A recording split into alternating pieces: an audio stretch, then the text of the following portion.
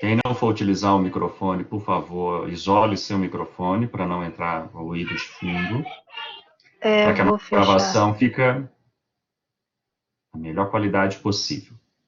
Lembrando que tem colegas de vocês que não estão entrando na sessão, e aí depois que eu divulgo o link para a Rúbia, ela tem condições justamente de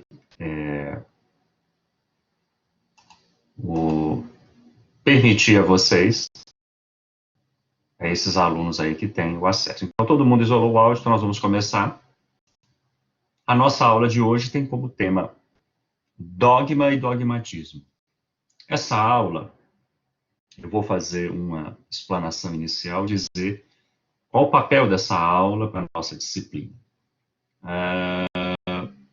O papel dessa aula é justamente nos dar um trama de que modo que a história do cristianismo passa a fazer parte do mundo ocidental, da história do direito e, de certa maneira, né, vamos colocar assim, da história também da política no mundo ocidental. Então, a gente tem que entender essa aula como uma compreensão de como que a fé cristã, ou o cristianismo, né, ou a história do cristianismo, acabou se, de certa maneira, se confundindo com a história do direito e da própria ciência política na história do mundo ocidental. Compreender essa aula é ter uma base científica muito interessante para a gente poder discutir na modernidade o fenômeno da separação entre Estado laico versus Estado religioso. Quando eu uso essa expressão Estado laico ou Estado religioso, eu posso usar Estado religioso no Brasil, que é parte do mundo ocidental, né? Posso usar nos Estados Unidos, que é uma experiência mais protestante. Posso usar Estado religioso, por exemplo, no Iraque. É eminentemente o que a gente chama de Estado religioso, porque são, como é que eu digo, são países em que a figura do chefe do poder público, né, do poder político, é bem o chefe da religião, é um clérigo, né? Então, quando a gente fala dessa separação Estado laico e Estado religioso, para que você tenha condições, ao menos, de discutir a questão e se posicionar, eu não sei qual é a sua opinião com relação a isso, a sua posição, o que você advoga, se você concorda que o Estado tem que ser laico, ou se você concorda que o Estado tem que ser religioso, ou então, se você concorda, o Estado é laico, mas eu sou terrivelmente cristão. Então, quando alguém faz essa afirmação, essa pessoa está mandando um recado, essa pessoa está fazendo uma pontuação e ela está dizendo que o direito e as instituições jurídicas precisam, de alguma maneira, ser direcionadas, orientadas pelos fundamentos, pelos pensamentos de uma moral religiosa, seja ela católica, protestante, islâmica, hindu, o que quer que seja. Só que a gente precisa entender de onde que vem essa, digamos, essa concepção e o que está implícito dentro disso. Muitas das vezes as pessoas acham que essa é uma discussão religiosa. Eu quero colocar para vocês escrito, essa não é uma questão religiosa. Entenderam? Isso não é uma questão religiosa. Quando nós dizemos que setores da igreja, qualquer que seja, querem influir, ou que suas pautas, ou que a sua maneira de entender, de enxergar o mundo seja seguida pelos governantes, pelo legislativo, executivo e judiciário, isso é uma questão política ligada a poder. Vocês estão me entendendo?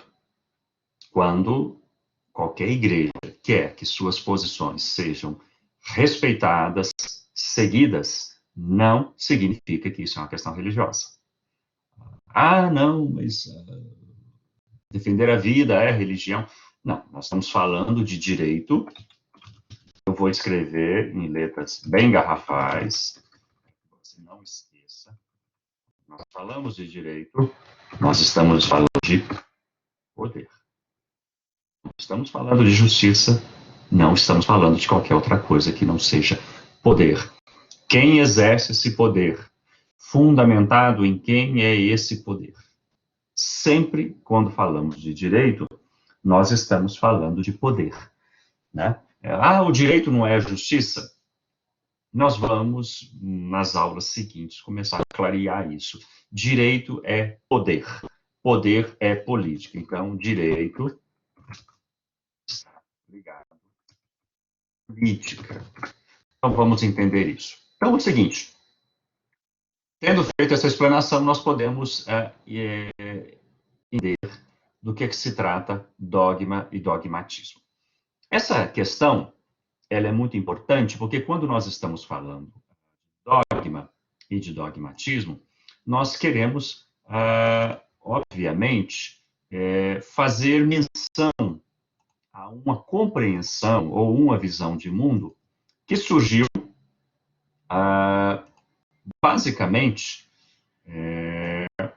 lá no terceiro século quarto daquilo que nós chamamos da era cristã. Então, é muito importante nós termos essa visão, porque quando nós falamos de dogmatismo, o que seria dogmatismo? Quando eu uso a palavra dogmatismo, eu estou falando de quê? Se alguém quiser abrir o microfone e participar, fique à vontade. O que é um dogma? Dogma, de acordo com a igreja, é uma... Alguém quer ajudar, não? Dogma é uma verdade, a crença, atitude natural. Alguém quer falar?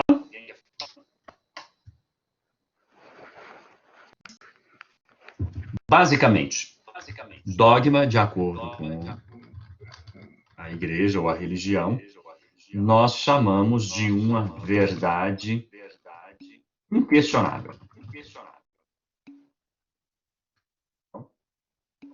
Quem afirma que algum conhecimento, que alguma fala é um dogma, na verdade, não só ser seguido. É mais do que isso. Eu vou pedir que vocês fechem o microfone de vocês, que está dando microfonia. Vou pedir que o Gabriel lá isole o microfone, porque isso vai atrapalhar a gravação. É mais do que uma retórica. Quando eu digo que uma coisa é um dogma, eu estou dizendo isso não pode ser questionado. Isso é uma verdade superior. E por ser superior, essa verdade não pode ser questionada. Então, quando é que surge o dogma na história do mundo ocidental? Se vocês prestarem bastante atenção, nós vamos perceber que isso é um problema que surge eminentemente na história ocidental. A gente precisa fazer uma digressão, né?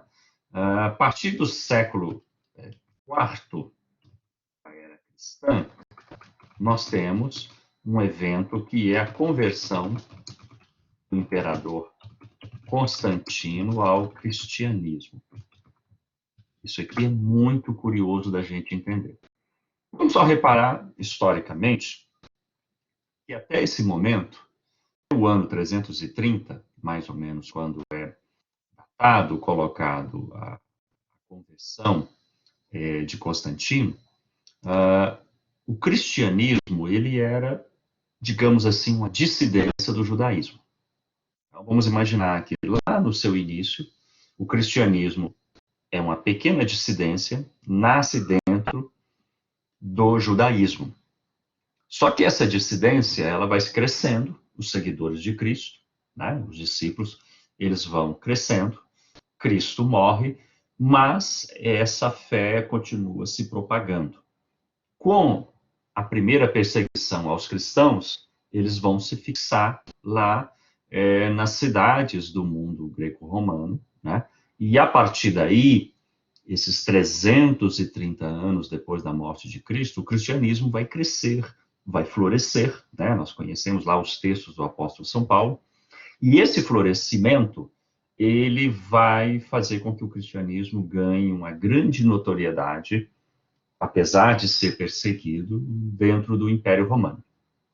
Quando chega o ano de 330, o imperador Constantino, aí tem gente que acha que isso foi uma jogada política, nós não vamos perder tempo com isso. Na verdade, o imperador Constantino, ele se torna cristão, ele se batiza, e aquela religião que era perseguida, minoritária, uma vez que o imperador ele se torna cristão, ela começa a ganhar um grande espectro dentro do Império Romano, e isso vai fazer com que, obviamente, os cristãos vão se tornar de minoria, vão se tornar uma maioria. Então, só para vocês imaginarem, se até aquele momento o cristianismo era uma religião perseguida, a partir do apoio do imperador romano, essa religião passa a ser defendida, mas isso não significa que o cristianismo não vai enfrentar alguma dificuldade. Então, nós chamamos esse período, a partir da conversão do imperador Constantino, nós chamamos esse momento de patrística, né? Deixa eu ver se eu consigo mostrar para vocês aqui. Todo mundo está conseguindo ver? O que é caracterizado desse período? Vamos imaginar o seguinte: o imperador Constantino converte e o cristianismo, que naquele momento torna-se uma religião majoritária, de certo modo, ele vai continuar sendo objeto de discussão, principalmente entre os filósofos que eram pagãos. E os padres cristãos, por isso que esse período chama de patrística, eles vão ter uma dupla tarefa. Qual vai ser a tarefa desses padres cristãos? Eles vão ter que adaptar, se a gente puder assim chamar, né, ou conciliar as verdades do cristianismo com as verdades ou a filosofia ou o modo de raciocinar da filosofia do mundo greco-romano.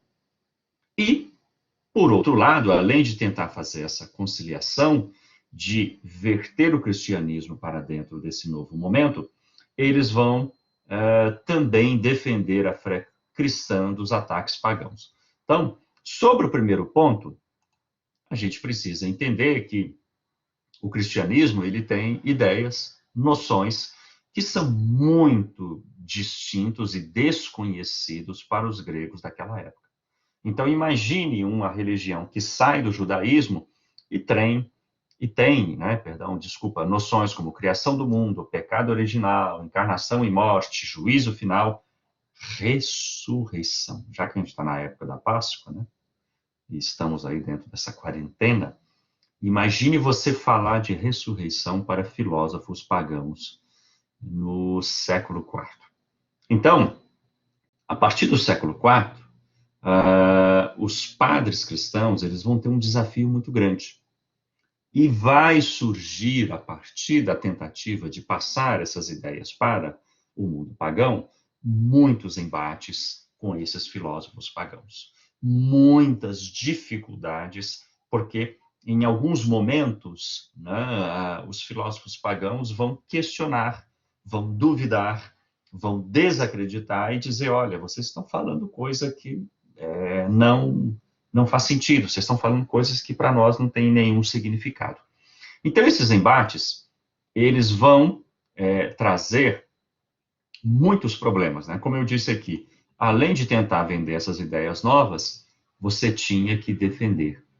É aí que vai surgir uma coisa que ocorre a primeira vez na história do mundo ocidental. Nesse embate e nessa tentativa de fazer esse conflito entre os padres cristãos e os ataques dos pagãos, dos filósofos pagãos, os padres vão, a partir de um certo momento, deixar de dialogar. Eles vão, a partir de um determinado ponto, né, eles vão falar assim, olha, agora a gente não vai mais ficar discutindo com vocês. As verdades, né, que filosofia busca, né, os padres vão falar que são verdades naturais. Já ouviram essa expressão?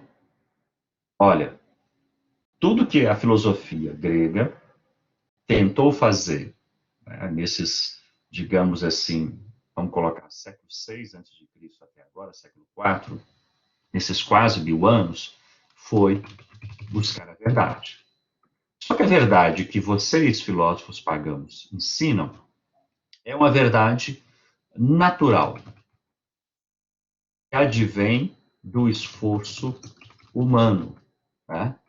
É uma verdade da razão. Presta muita atenção nessa questão. Só que os padres diziam o seguinte: vocês, filósofos pagãos, vocês têm verdades naturais do esforço humano, verdades da razão. As verdades que nós, padres cristãos, temos são verdades reveladas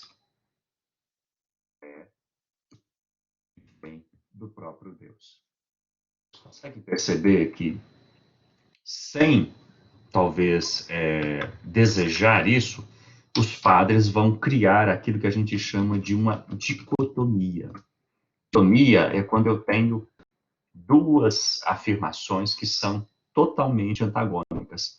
Né? Eles vão dizer, então, que existem dois tipos de verdade. Já ouviram isso?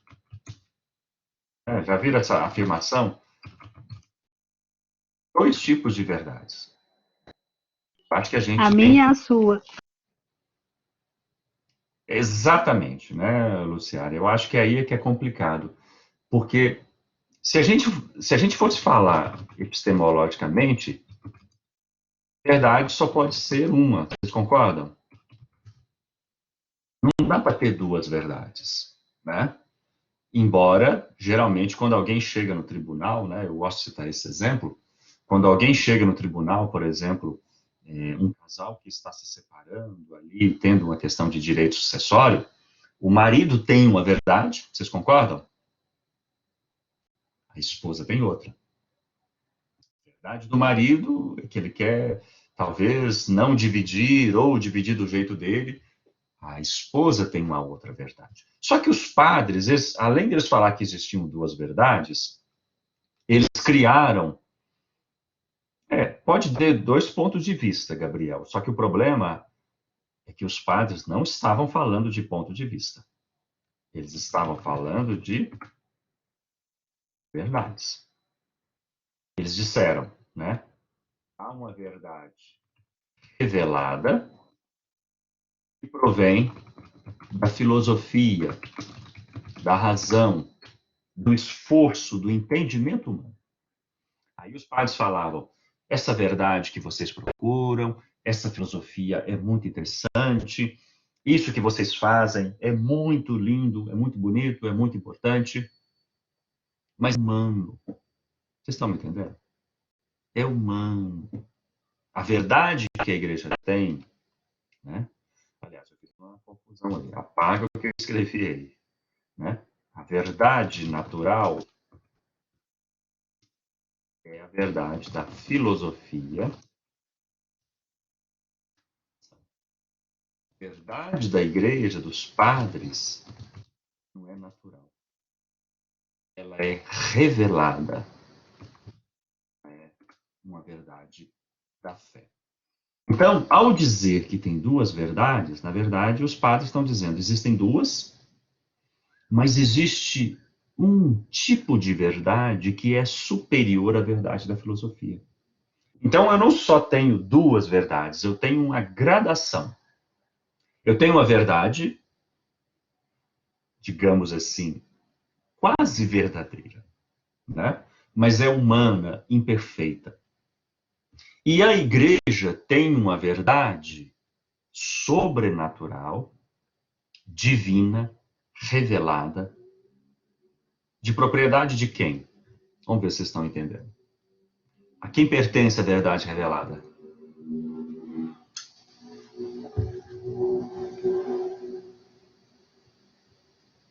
Quem possui a verdade revelada? Não, Deus não. Quem possui a filosofia? Não são os filósofos? A igreja que possuiria a verdade revelada? Exatamente. Aí, exatamente, Gabriel, exatamente. Aí vocês estão captando. Os padres introduziram aquilo que a gente chama de argumento dogmático.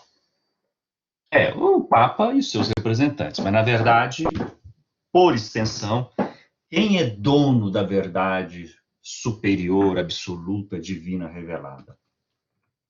A Igreja.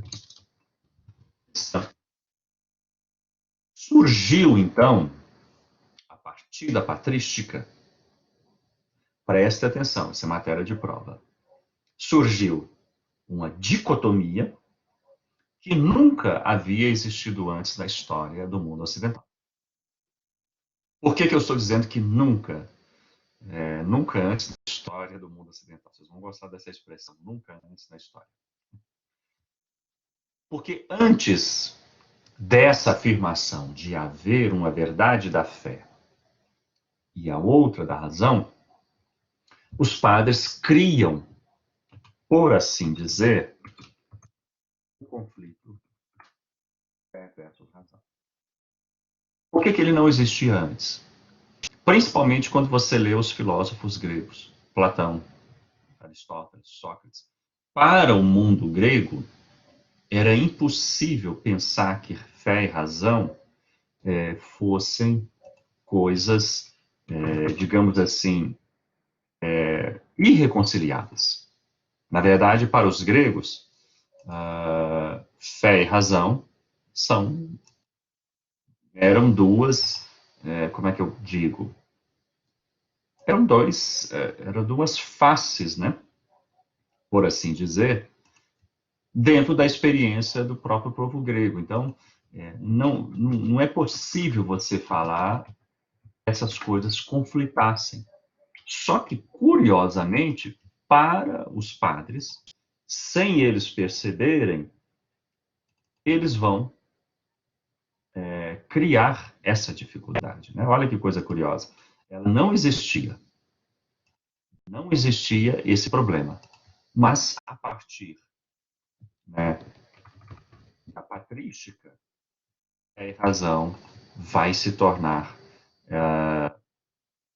algo extremamente que está em conflito. Né? Então, só para a gente fazer aqui uma digressão, né? Quero que vocês captem isso. Para os gregos, fé e razão não brigavam entre si. Engraçado é que eu vou levar vocês a compreender isso, e isso tornou-se um problema para o mundo ocidental, para todos nós. Todo mundo que é religioso sempre tem uma espécie assim, de conflito. Até onde que eu vou com a fé? Até onde que eu vou com a razão? Se eu der mais vazão para minha razão, eu vou perder a fé?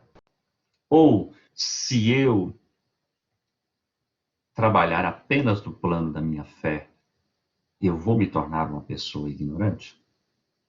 Eu acredito que em algum momento, algum de vocês já teve essa dificuldade, em algum instante, passar por essa circunstância, né? Ou seja, de ter que ficar brigando com a fé e com a razão. Tá ficando claro, pessoal? Então, esse conflito fé e razão, criado a partir daí, ele começou a gerar, como é que eu posso assim dizer? Ele começou a gerar uma espécie de dificuldade para o povo da época, né, ali a partir do quarto século, porque se eu digo que tem verdades reveladas e verdades da fé, e as verdades reveladas são superiores, de que maneira que eu posso, né? A verdade é essa, né? De que maneira que eu posso conciliar esse problema que os padres criaram? Ou seja, como é que eu coloco a fé e a minha razão, sendo que agora eu estou dizendo que as verdades da igreja, as verdades da minha fé são superiores às verdades da minha razão. Então, o que, que vai acontecer? A partir daí, os padres vão ser obrigados a criar 3 paradigmas, ou seja, 3 tentativas para tentar ajudar as pessoas a conviver com o conflito que eles mesmos criaram. Então, eu gosto de brincar que são mais ou menos assim 3 maneiras de como que cada pessoa lida com a fé e com a razão. Então, eu vou explicar esses 3 paradigmas e, na medida que eu explicar, eu quero fazer uma brincadeira com cada um de vocês. Você vai me dizer aonde que você está dentro desses 3 paradigmas. Entenderam? Então, qual que é o primeiro deles? Fé e razão são verdades irreconciliáveis. É igual aquelas plaquinhas que eu acabei de mostrar. Elas não se misturam. Porém, a fé é superior à minha razão. Entenderam? O primeiro paradigma, eu estou dizendo que fé e razão não se misturam, são água e óleo, porém, a fé é superior. Eu tinha separado aqui algumas imagens, eu não sei se eu... Ah, tá aqui. Deixa eu ver se eu consigo mostrar para vocês. E um dos principais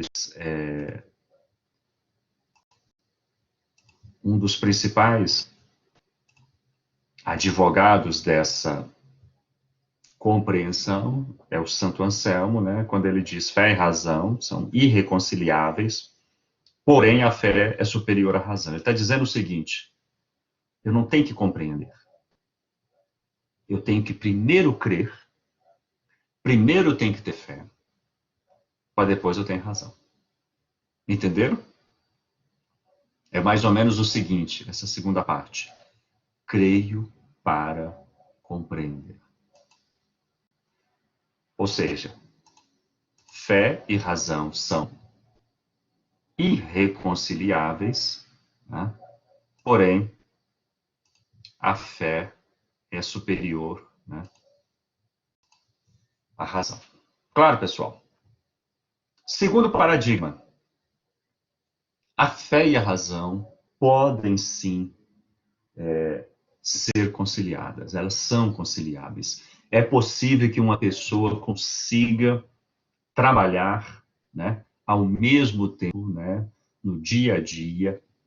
É possível que a pessoa consiga trabalhar fé e razão. Isso é tranquilo. Nesse caso, né, é uma expressão aí muito famosa, né, aliás, uma expressão assim muito forte, né? Aliás, eu troquei as bolas, né? Porque absurdo. Aliás, deixa eu recuperar aqui de quem que é a frase. Essa frase, creio porque é absurdo.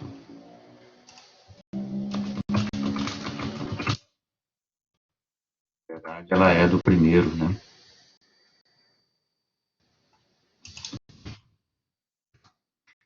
Primeiro autor, acho que eu fiz uma troca aqui. Desculpa, é Santo Agostinho. Santo Agostinho tem a frase, creio porque absurdo. Então, vamos só fazer uma correção aí. Deixa eu só trocar aqui. Fé e razão irreconciliável. Então, de quem é essa cosmovisão? Essa cosmovisão, ela é de Santo Agostinho.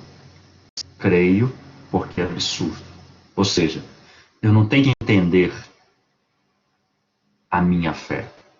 Eu creio porque é absurdo. Então, a minha fé é superior à minha razão. Ela é por isso que é absurdo. Então, não tem que tentar entender.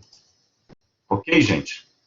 Um pouquinho complicado entender, muitas das vezes, entender os paradigmas, mas acho que vale a pena a gente fazer um pouquinho de esforço. Opa, não, mandei aqui errado. Vamos de novo. Então vamos lá. Já falamos sobre o segundo. Fé e razão são conciliáveis, né?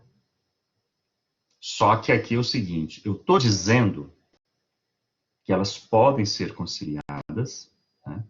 Eu estou dizendo que é possível uma pessoa conviver fé e razão desde que, preste atenção, desde que a minha razão esteja subordinada à fé.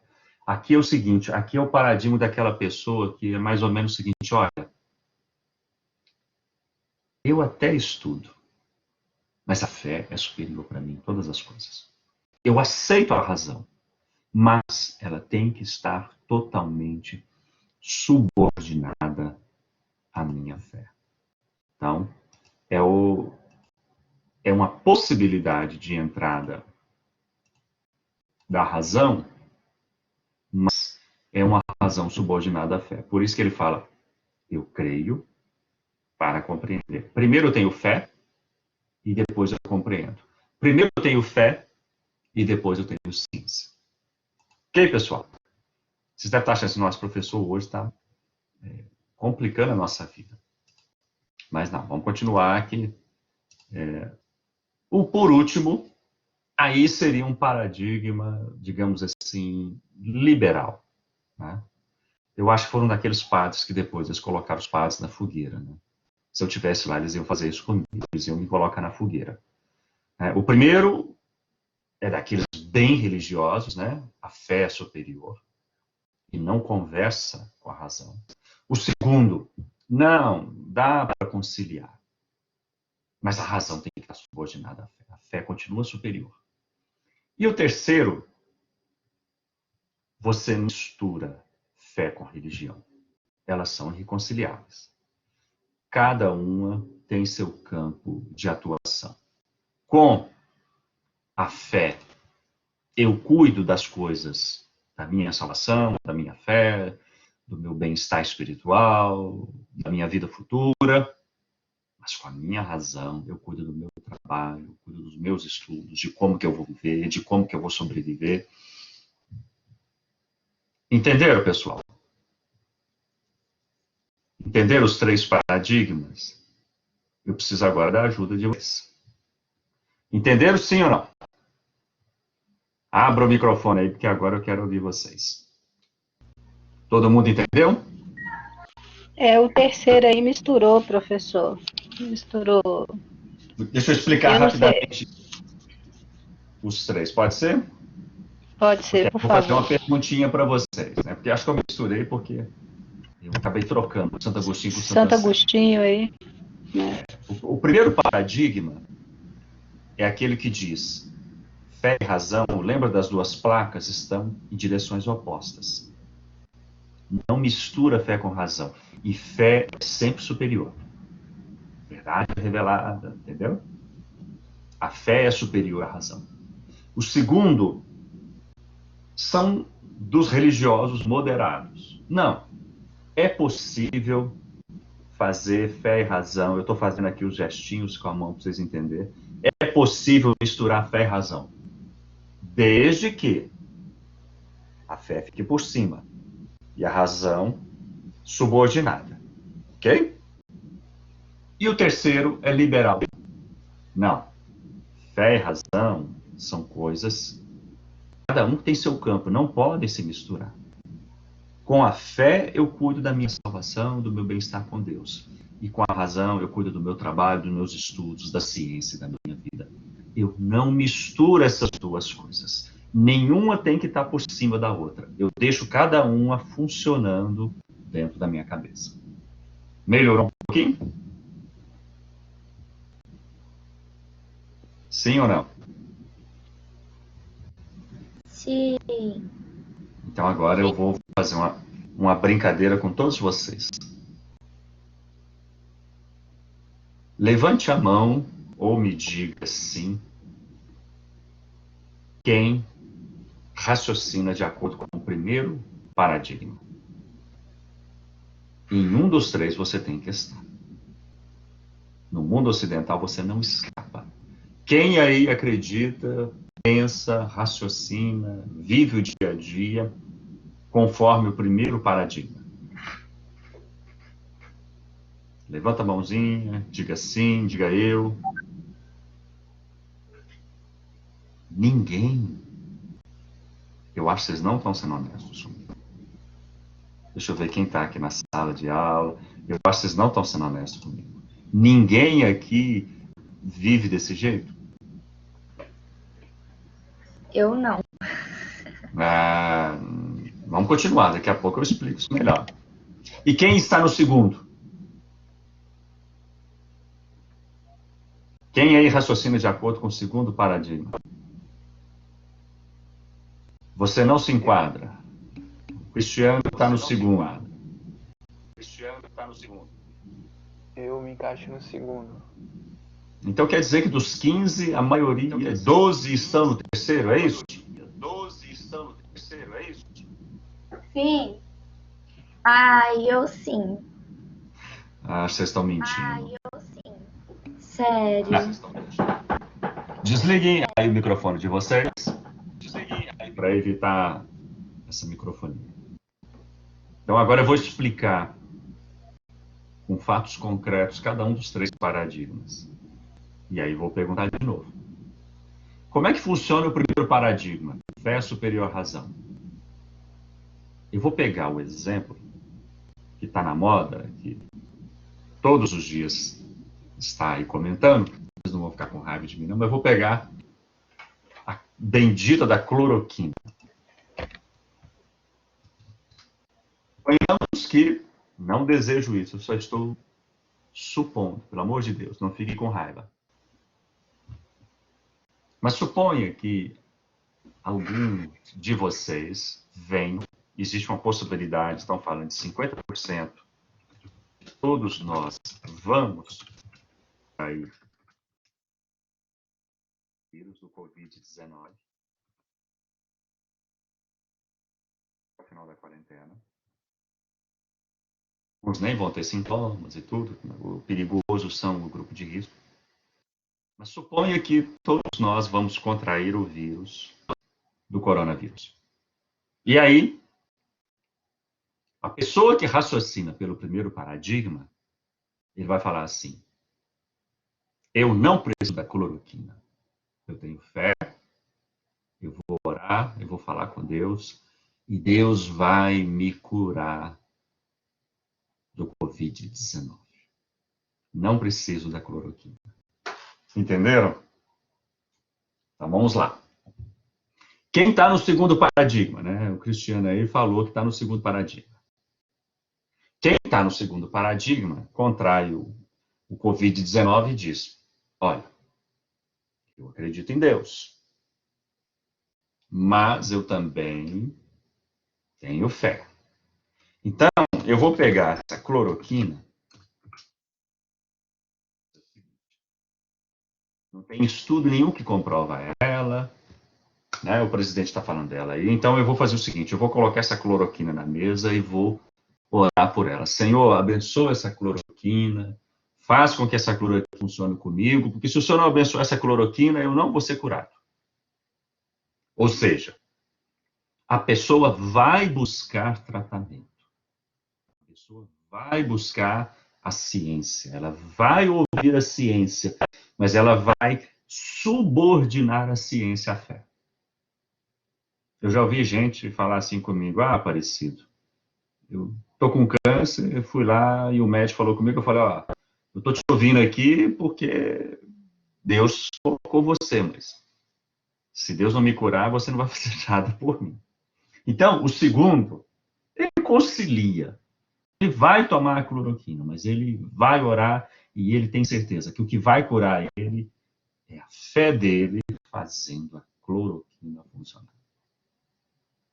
E por último, os liberais, né? Os liberais é o seguinte: o cara vai tomar a cloroquina, o cara vai tomar remédio para marar, o cara vai procurar o hospital, o sujeito faz uma oração, mas ele sabe que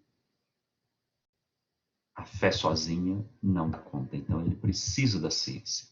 E ele não mistura as coisas. Ele ora para ter coragem, ele ora para ficar tranquilo, mas ele vai buscar tratamento médico, cloroquina, ciência.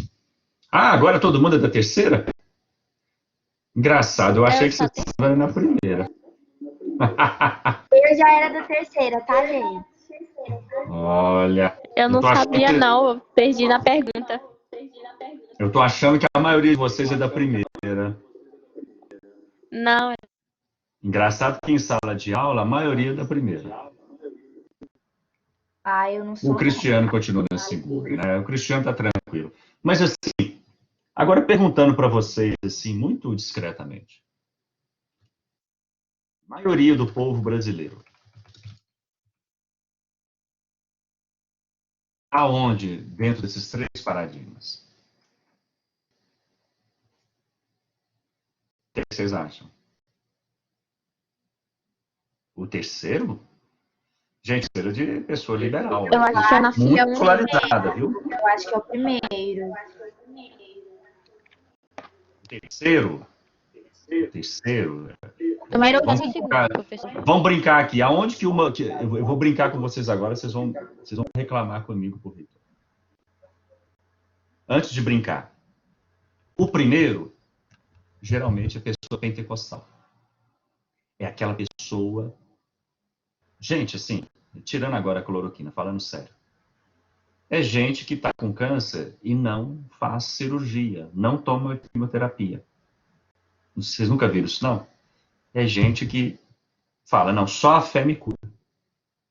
O segundo, sim, eu acredito que boa parte das pessoas com alguma escolaridade, elas, não, o segundo, boa parte das pessoas, elas têm fé, mas elas não abrem mão de tratamento médico e da ciência.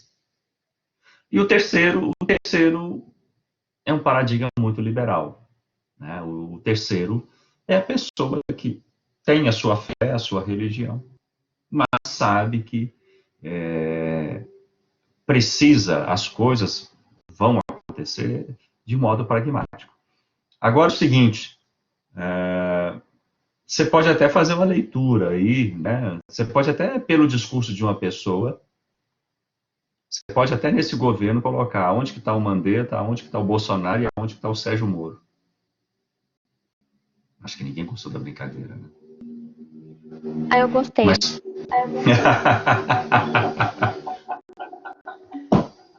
Porque tem ou não tem um conflito nesse governo? Aí você não dá, não, viu? Tem ou não tem um conflito nesse governo de orientação? Tem, viu? Um conflito de poder. Com certeza. O conflito é de poder. Quem é que vai sair depois da crise fortalecido e enfraquecido? Então você tem um discurso que está muito ligado a um grupo religioso pentecostal. Você tem um discurso que é científico, mas que traz a igreja perto. O Brasil é muito religioso, católico e evangélico. E você tem a figura, né? Acho que o Sérgio Moro é um pouco disso, né? Aquela figura ali do magistrado, né? Muito racional. Eu acho que o STF, né, seria isso. O STF hoje seria um pouco esse terceiro paradigma. Gente, brincadeiras à parte, qual que é o significado, o que eu pretendia trazer até aqui. Vamos agora voltar à nossa realidade.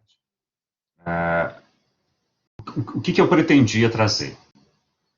Bom, fazendo uma reflexão bastante pragmática da coisa.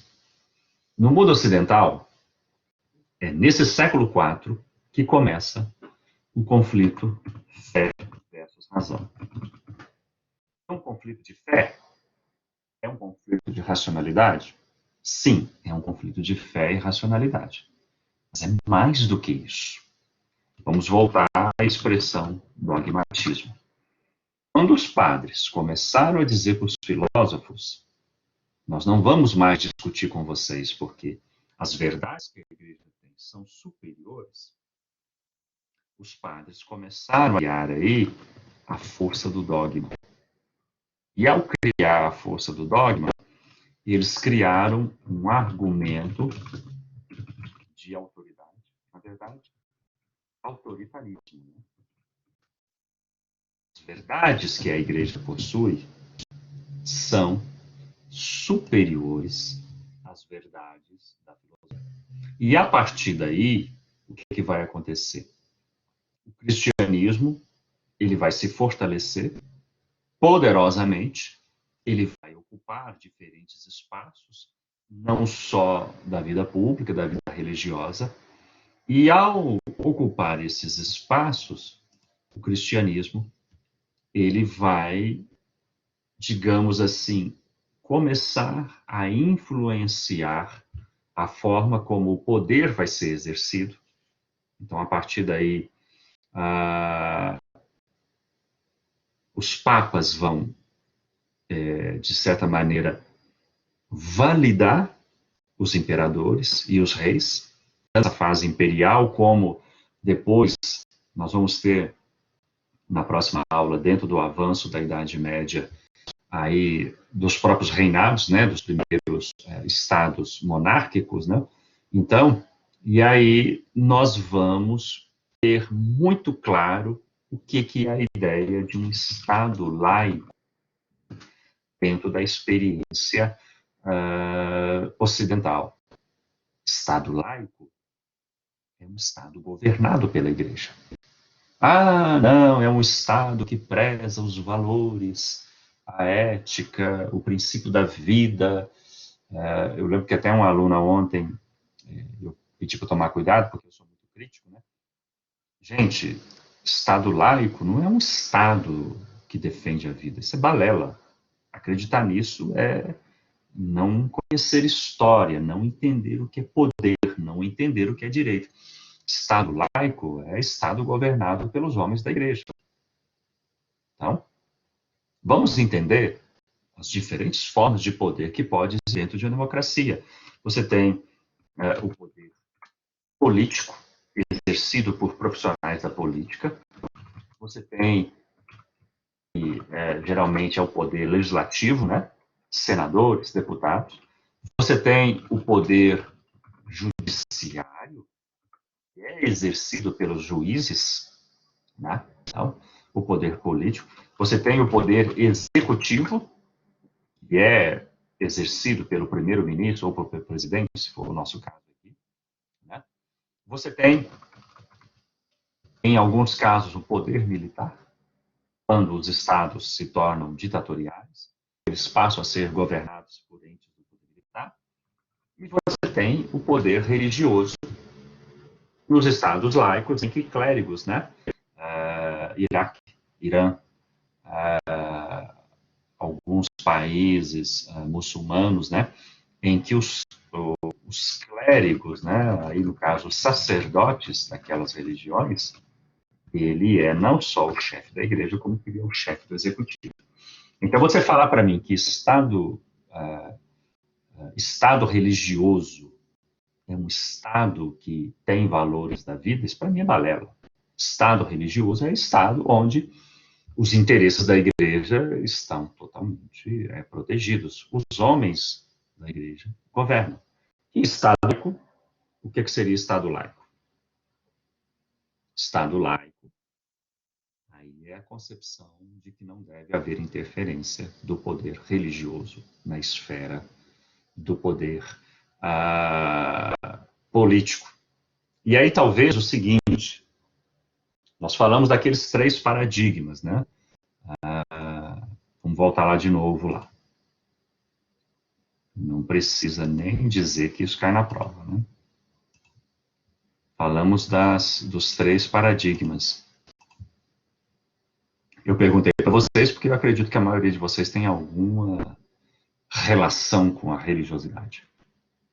Mas deixemos imaginar que na nossa sala tenha pessoas. Primeiro, ateus.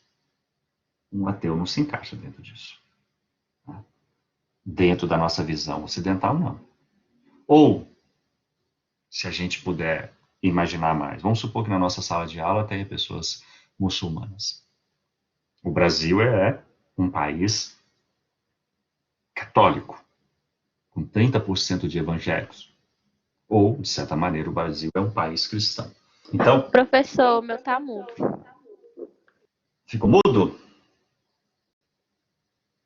Vocês estão me ouvindo? Ai, tá bem ruim a ligação, viu? Então, eu vou fazer o seguinte, pode ser que seja... vou interromper o vídeo. Carregado? Pode ser que seja uma queda. A minha internet é uma internet boa, é 120 megas.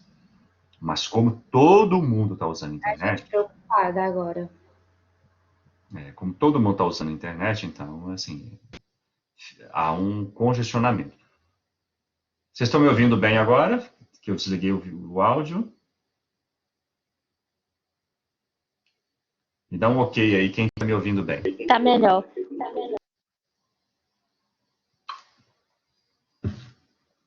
Ok. Precisa voltar um pouquinho aí, onde eu perdeu? Está picando desde o início, né? Vamos ver se agora eu desliguei o áudio, vamos ver se está uma melhoradinha.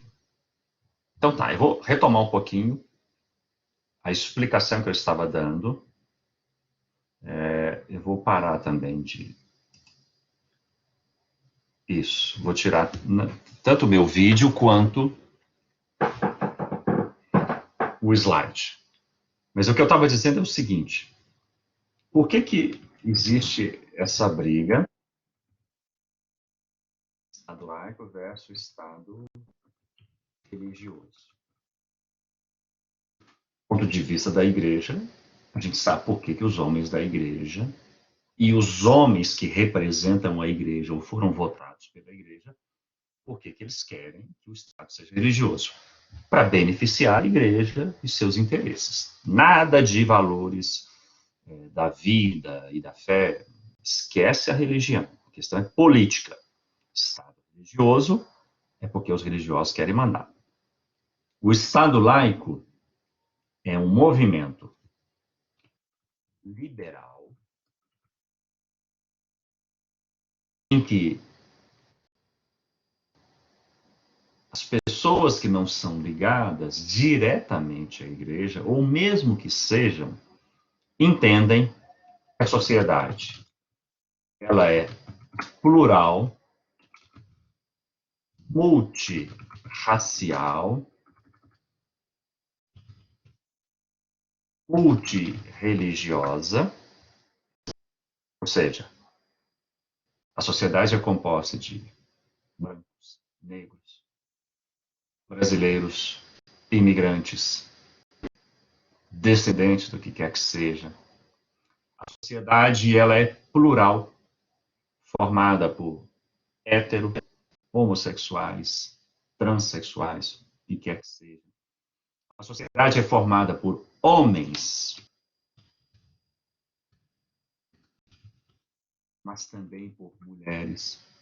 Geralmente, não necessariamente, estados laicos trazem os problemas patriarcais. Então, procura ver todo estado, os estados religiosos trazem problemas patriarcais. Todos os estados religiosos lá no mundo muçulmano são extremamente machistas. Né?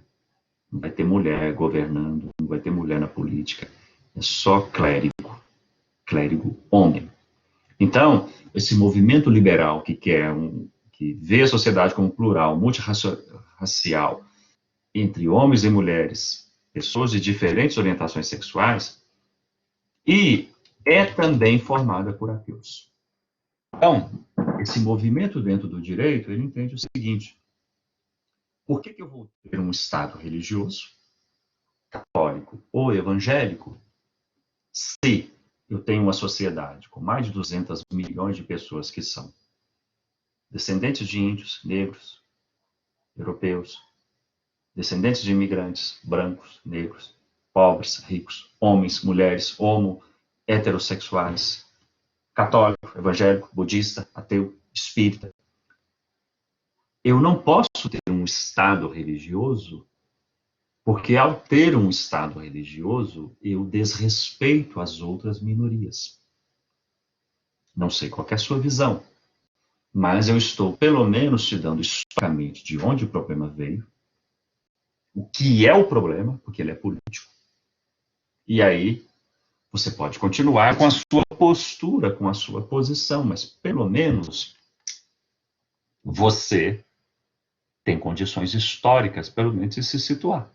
Você pode até continuar defendendo o que você acredita, mas você tem, pelo menos, condições de situar a sua questão. Bom, pessoal, eu estou finalizando a parte expositiva da aula, né? E, com isso, essa aula, ela nos dá base para duas importantes questões. Essa do Estado laico versus Estado religioso.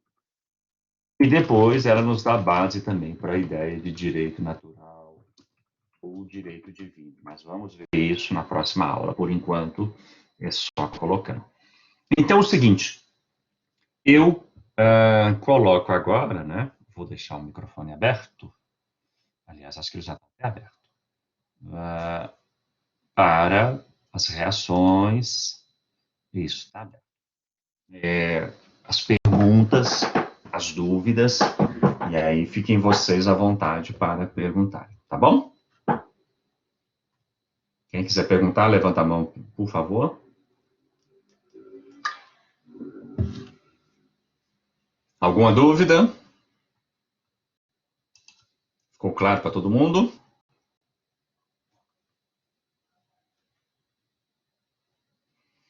Tá tranquilo para a Vitória? Alguém ficou ofendido com a brincadeira aí? Qual que é o paradigma que você tá? Ok, né? Então é o seguinte,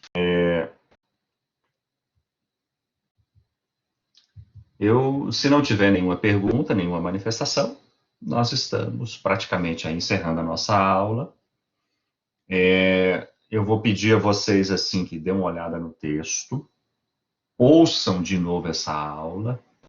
Eu acho que assim ela é bastante importante e cai ao menos umas duas questões dessa na nossa prova, né? Isso, né? Pode ouvir, Luciana. Essa é uma aula assim que para você discutir essa questão de Estado laico, Estado religioso, essa aula é muito importante, né? Eu estou notando aqui essa questão com ter ficado picado o som, né? Vamos ver se nos próximos dias a gente monitora isso melhor para evitar esse problema.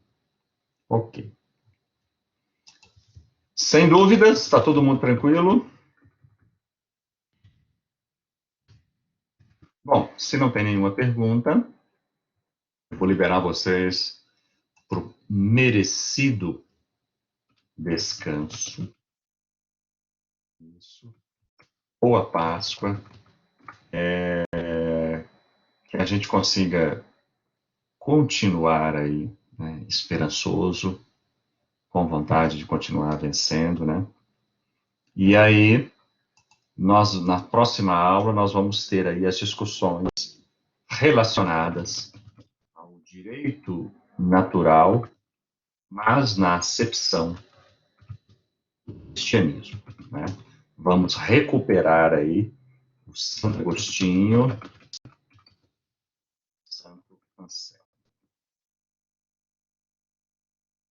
A plataforma está com dificuldades, ô Cristiano? Cortando muito, né? Não é a plataforma. O que deve estar acontecendo é congestionamento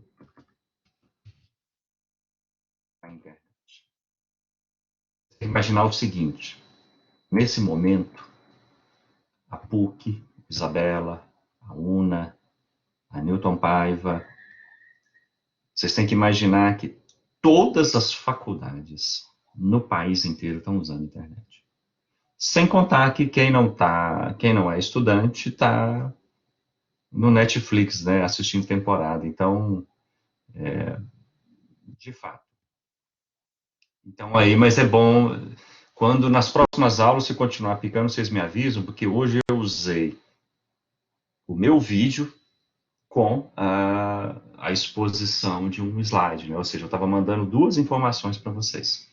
Aí, no caso, a gente tem que corrigir isso, deixar mais no áudio para todo mundo acompanhar. Ok, galera? Isso, exatamente, talvez seja isso melhor. Perfeito, então, meninos. Então, eu vou me despedir de vocês e vou mandar